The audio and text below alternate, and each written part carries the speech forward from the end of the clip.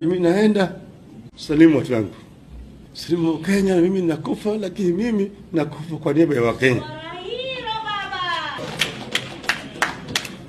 Kwa hivyo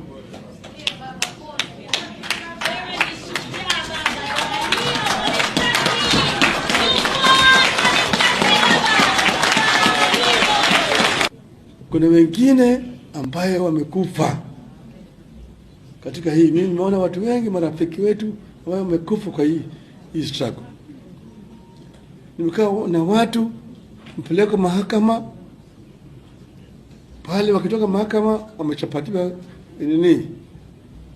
hukumu ya kifo, wanakuja wanapiga mimi kwa heri, lakini kama mimi naenda salimu watu wangu,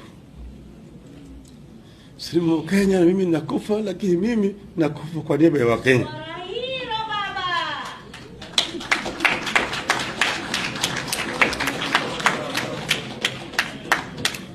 Kwa hivyo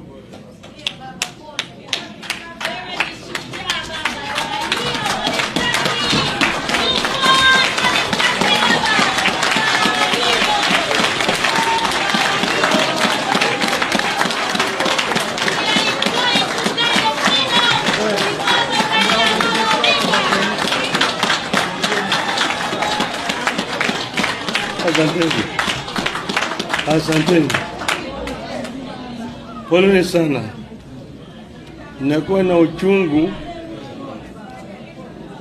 ukikumbuka mtu tulikuwa pamoja, anakuambia kwamba mimi sitakuona tena, anatoka pale anapeleka kule na nyongwa.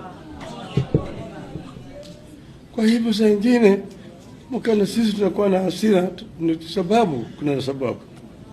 Wengine waandishi wa habari hawaelewi, manake wao hawajaona mambo kama yale, lakini hii harakati ya ukombozi imetoka mbali.